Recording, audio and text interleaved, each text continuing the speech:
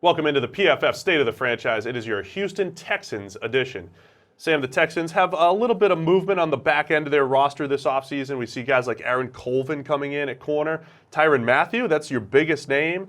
And not a whole lot of players going out. What are we looking at with this roster, where they are right now, and then where we could potentially go in the draft? Yeah, and obviously the other specter with this team is getting J.J. Watt back. You know, this is a team that's getting one of the best defensive players in the entire league back in the fold, hopefully 100% healthy for the first time in a while.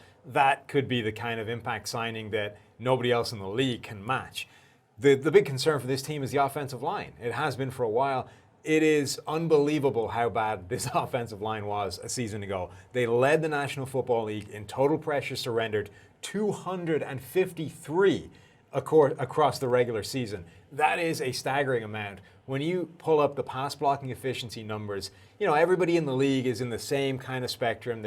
It's a pretty steady graph going from the top to the bottom. Everybody else tails off at a level, and then there's a drop to the Houston Texans. Ouch. And all they've done to fix that in this offseason is bring in a group of substandard retread offensive linemen, none of whom are going to have the kind of impact to overhaul this line the way it needs to be overhauled. Plus, you're missing a first-round draft pick because of the trade you gave up to get Deshaun Watson a quarterback. So this is a glaring hole on this roster, and there's no easy way of fixing it right now. Yeah, so coming in, we have a guy like Zach Fulton, formerly of the Kansas City Chiefs, Senio Calamete from the New Orleans Saints, Central Henderson, former Buffalo Bills, right tackle. And right now, we have Central Henderson projected as the starting right tackle, maybe Derek Newton, and at left tackle, Julian Davenport, who was essentially a completely developmental prospect drafted in the fourth round last year. So massive question marks on the offensive line. We'll get to what they're going to do in the draft in a minute. What about on the defensive side of the ball with Tyrann Mathieu coming in? And, you know, Jonathan Joseph there, you know, and Kareem Jackson. They've got a little bit of versatility on the back end. And don't forget, we're 1 year removed from the 2016 season where this Houston Texans secondary was excellent. And you mentioned with J.J. Watt, Whitney Merciless, Jadeveon Clowney, they were wreaking havoc up front as well. Last year, through all the injuries that they had and losing A.J. Boye, just wasn't the same defense. Can they get back to that 2016 team that was really tough to pass against? I don't know if they'll get back that far, but those two players that they brought in, I think, can both be significant additions. Tyrann Mathieu was essentially let go because the contract numbers no longer made sense from an Arizona Cardinals perspective, especially when they saw what Budda Baker could do, essentially replacing Tyrann Mathieu in the same kind of role. But he was playing pretty well last season, not back to his Defensive Player of the Year kind of level, but a pretty good addition to this Texans secondary. Colvin, I think, has the potential to be a really nice addition. He had 62 targets last year without surrendering a touchdown, one of the best rates in the entire league. Coming into that secondary with Tyrann Mathieu, I think those two could prove to be extremely useful additions.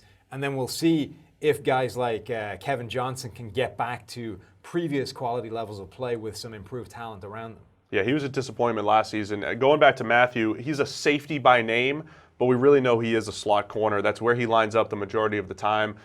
They could use him at safety a little bit on early downs, but I think when you tap into that all-around ability, he can play the run like a linebacker, he can rush the passer, can play zone, can play man, and if he does get back to that 2015 level, he was really incredible back at that, you know, a couple years ago when he was healthy. The Honey Badger. He's a matchup weapon. I mean, he is the perfect player for today's NFL in terms of manning that role that requires a lot of different skill sets all in one guy, because you're going to have to be doing a lot of different things. You're going to have to cover tight ends. You're going to have to cover slot receivers. You're going to have to blitz. You're going to have to defend the run, force fumbles, all those kind of things. Tyrann Mathieu was spectacular at that, was a Defensive Player of the Year kind of performer before he got hurt, and I don't think he's been all the way back to that, but even if he gets 80% of the way, you've got a dramatically better player than Houston had in their secondary last year. Mathieu does have a knack for making those plays all the way back to LSU, forced fumbles, and everything seems to happen at the right time. He even did that last year with Arizona. A lot of fourth quarter and overtime huge plays. Let's go back to the offensive side of the ball, because I do think this is a place where they're just going to have to attack the offensive line, maybe even receiver a little bit in the draft, add more playmakers there. But they're without a first-round pick because they did go up and get Deshaun Watson to be their franchise quarterback last season. He looked really good as a rookie, but he did it behind that terrible offensive line that you said. So now they're picking at picks 68, 80, and 98. So we're looking at that second to third round range to maybe bolster that offensive line. We need some names. We need some guys to look at in that range. I mean, really the best thing for this offensive line may be getting Deshaun Watson back next year. Regardless of how much he was aided by the receiving corps or how much his statistics were warped a little bit by some lucky plays or some quirks of statistics, that he was able to function at all behind that offensive line last year was the single biggest feather in his cap. That was phenomenal. So him coming back should make the offensive line look better than it did a year ago, even if they don't upgrade in personnel, but they also need to dramatically upgrade in personnel. Otherwise, his job is just going to be made 10 times harder than it needs to be. And the mid-rounds are where they're going to have to target those guys, which might not be a bad place to be in this draft. You know, as much as there are some incredible first-round talent, some top-heavy names like Quentin Nelson, who's going to go in the top 10 picks, it's not a bad place to be targeting mid-round guys. Somebody like Austin Corbett, who knows what he is, a tackle, center, guard. 5-position guy. He's played everywhere at the Senior Bowl, was doing all three of those things. I love a guy with positional flexibility for a team like the Texans that needs to add talent all across that offensive line. Take a guy that can play in multiple spots. You're not 100% sure where his best position is, and figure it out at the next level, because once you figure out where he is best, it's going to upgrade what you currently have. Yeah, a couple other names to watch. There's Tyrell Crosby out of Oregon, who's a big offensive tackle, who's a pretty smooth pass protector. Orlando Brown, a guy that was getting first-round hype until he had that disastrous workout, Sam. Is there any other way to put it? No, that was catastrophic. Okay, I said disastrous. You say catastrophic. One of the worst workouts we've seen at the NFL Combine, but he's 6'8", 340-plus pounds, and he's a pretty good football player. That could actually drop him to the 3rd or 4th round, where maybe he's worth a look, just from a pure football standpoint. Maybe a Brian O'Neill, who's very athletic at offensive tackle. So there are some good names. Keep an eye on Wyatt Teller, another guard out of Virginia Tech as well. But I do think this is a draft that they will have to attack the offensive line, and I think that need and value should match up pretty well. Yeah, and I think they're probably going to need to do it a couple of times. This is such a bad unit. They've made modest attempts to patch it up in free agency. They brought in several guys, but I don't know if any of them are actually going to do the job.